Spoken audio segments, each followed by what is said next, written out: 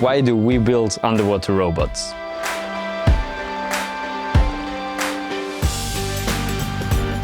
At Tethys, we want to minimize the personnel that we need for inspection in offshore wind parks, for example. We use underwater robots to allow inspection in the offshore assets, and we want to do these operations from shore, so actually being able to use robots operated from Zurich, for example. Our solution, our underwater robot called Tethys 1, is a very compact small robot. That means it needs way less overhead to be deployed offshore compared to 10 to 20 times bigger solutions that are the standard today.